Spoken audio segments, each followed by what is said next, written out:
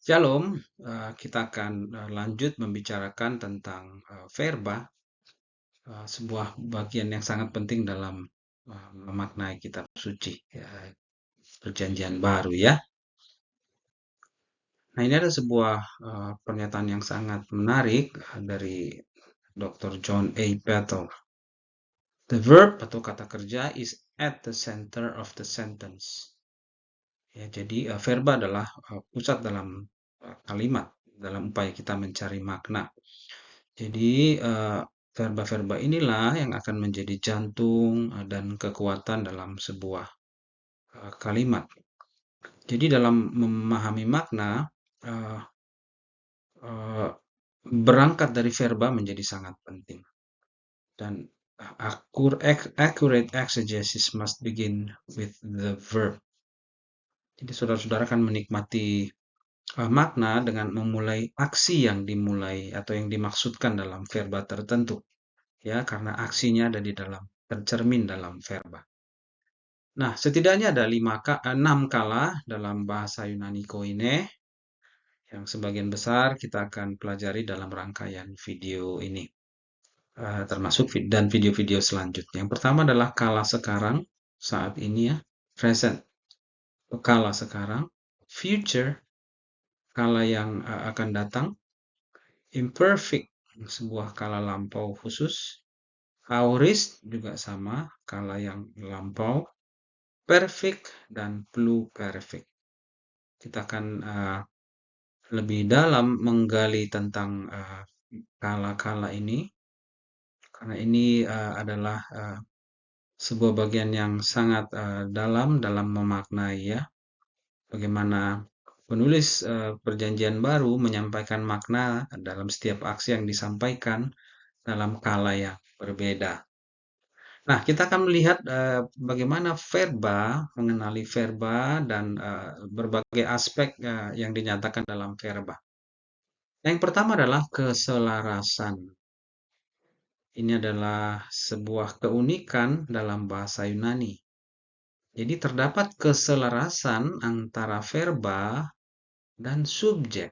Ya, di dalam verba ada subjek yang dinyatakan. Jadi keselarasan ini dicapai dengan menambahkan atau menyematkan yang disebut sebagai akhiran persona kepada verba. Ya, ada sufiks di akhir verba. Jadi tidak menambahkan kata baru, tetapi menambahkan akhiran persona kepada verba. Mari kita melihat, perhatikan rangkaian perubahan pada kata akowo atau saya mendengar ini ya. Perhatikan di sini akowo, saya, orang pertama tunggal mendengar. Kemudian lawan bicara orang kedua, tunggal, akoweis, eis, kamu mendengar. Kemudian pihak ketiga yang tidak terlibat ya, akowei, dia mendengar. Semuanya tunggal. Bagaimana dengan jamak? Orang pertama jamak kami, men, men. Kemudian kalian ya, jamak ete, kalian mendengar. Kemudian orang ketiga jamak kuosin, mereka mendengar, mereka. Oke, jadi tidak hanya soal keselarasan dengan persona, jadi yang kita bisa mengerti tentu saja persona itu sendiri. Ya, sama seperti dalam bahasa Indonesia dan bahasa Inggris, dalam bahasa Yunani terdapat 3 persona. Yang pertama adalah persona pertama, kata ganti orang pertama ya, itu saya atau orang atau pihak yang berbicara bisa sendiri, tunggal, saya, aku, atau jamak, kami. Kemudian persona kedua, kata ganti orang kedua, yaitu yang diajak berbicara. Bisa sendirian engkau atau rame-rame jamak kalian. Kemudian persona ketiga, kata ganti orang ketiga, yaitu orang atau nomina yang dibicarakan, ya, tidak terlibat langsung. Dia kalau tunggal, mereka ya, kalau jamak. Jadi sekali lagi bentuk verba yang digunakan ini harus sesuai dengan subjek dalam hal persona, sesuai memiliki akhiran persona tertentu sesuai subjeknya. atau kata ganti orangnya. Nah, tentu saja tidak hanya selaras dengan eh, persona. Jadi, setiap persona yang digunakan itu menyatakan jumlah, selaras juga. Jadi setiap penggunaan verba memiliki makna jumlah, entah itu tunggal atau jamak. Ini sama halnya dengan nomina yang kita sudah pelajari di video sebelumnya. Jadi untuk tunggal maupun jamak ada akhiran persona berbeda. Contoh kita yang sudah kita lihat tadi, akowo. Ini ya, ini saya mendengarkan tunggal. Nah kalau akowo men, jadi jamak dia, kami mendengarkan orang pertama ya. Kemudian orang kedua tunggal, akowes, kamu mendengarkan. Akowete, ete, kalian mendengarkan. Akowe, dia mendengarkan. Akowosi, akowosin, mereka, orang ketiga jamak. Contoh lainnya, luwo atau melepaskan. Saya melepaskan luyo. Saya melepaskan tunggal. Kami, men. Luo men. Kamu tunggal. Lueis.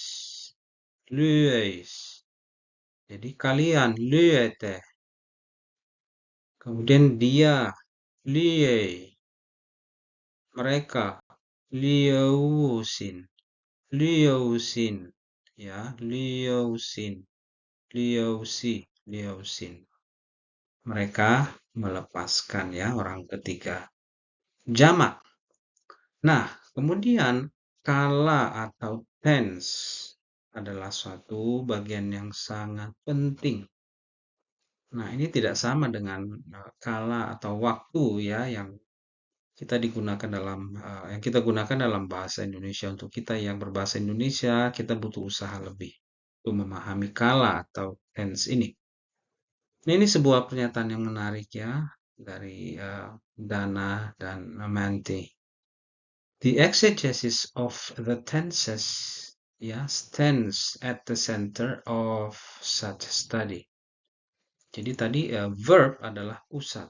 Nah, center dari verb ini ada salah satu hal yang penting sekali adalah tense. No element of the Greek language is of more importance to the student of the New Testament than the matter of tense. Jadi setiap saudara saya yang ingin belajar makna, kita akan melihat kepada verb. Dari verb, kita akan selanjutnya fokus kepada tense. Tense apa yang digunakan. Though it is an intricate and difficult subject, susah, rumit, karena memang khususnya kita nggak memiliki hal serupa dalam tata bahasa. No phrase of Greek grammar offers a fuller reward. Tapi memang maknanya luar biasa ya. Kekayaan makna itu luar biasa. The benefit ought to be reaped only when one has invested sufficient time and diligence to obtain an insight into the idiomatic use of tense in Greek language and an appreciation of the finer distinctions in force. Jadi sekali lagi, butuh waktu yang cukup, butuh kerajinan, butuh komitmen, butuh kerja keras, termasuk untuk memahami tense ini.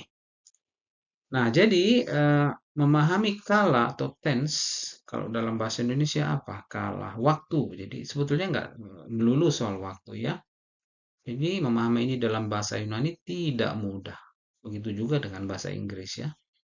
Karena tidak hanya berbicara tentang makna waktu saja, kapan tindakan dilakukan. Tetapi ada sekedar lebih dari kapan dilakukan. Jadi kala dalam bahasa Yunani ini mengandung dua pengertian. Ada aspek, nanti kita lihat ya, dan waktu. Aspek enggak sama dengan waktu meskipun dia berhubungan dengan waktu. Contoh verba yang memiliki kala aoris. Ini adalah sebuah kala yang rumit, termasuk dalam bahasa Inggris sekalipun ya. Jadi yang menyatakan sebuah tindakan aksi yang terdefinisikan, itu aspeknya. Kita nggak tahu, nggak didefinisikan, tapi terjadi di masa lalu lampau. Tetapi jenis tindakannya bagaimana itu tidak dinyatakan. Aoris ya. Nah, itu selanjutnya adalah aspek. Jadi sama juga ini kurangnya padanan tata bahasa membuat konsep ini sulit kita mengerti ya, khususnya kita yang berbahasa Indonesia.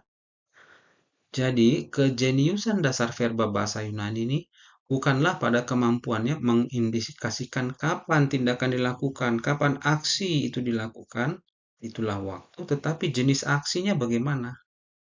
Bagaimana jenisnya digambarkan, itulah aspek. Jadi ada 3 aspek dalam bahasa Yunani. Continue.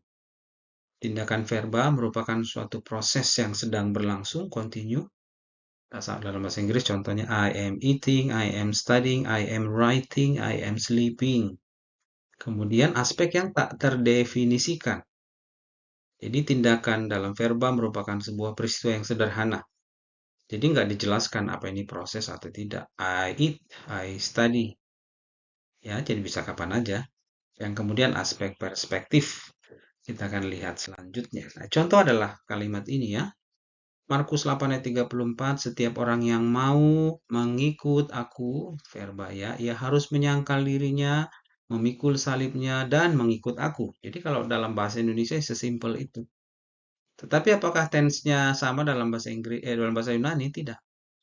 Eitis thelei opisomu elthein aparnesas to heauton, kai arato ton stauron autu, kai akolou theitomoi.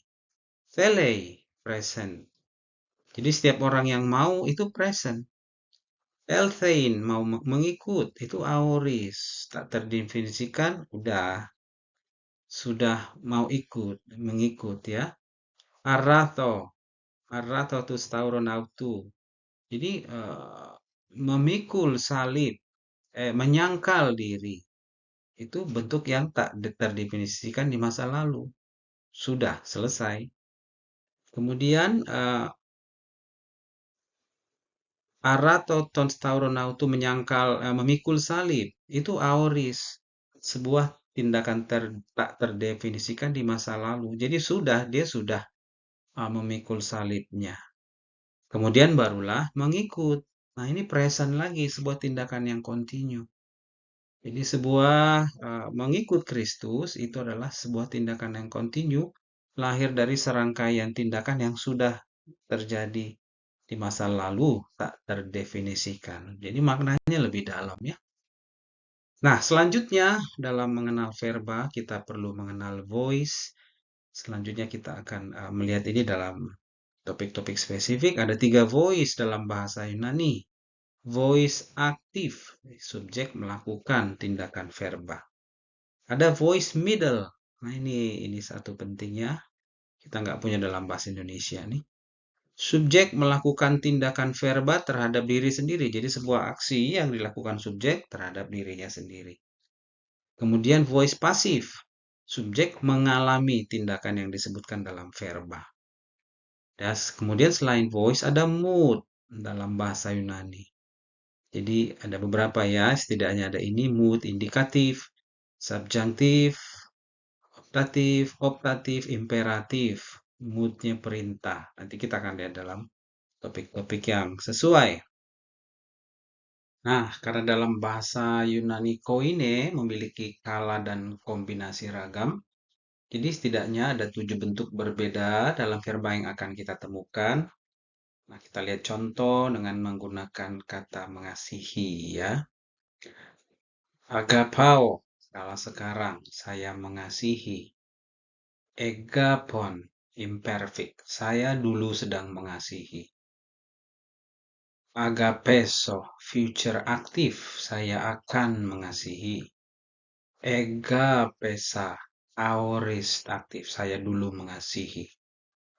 Egapeka, perfect aktif, saya sudah mengasihi. Egapemai, perfect pasif, saya sudah dikasihi. Egapethen, aorist pasif, saya dulu dikasihi.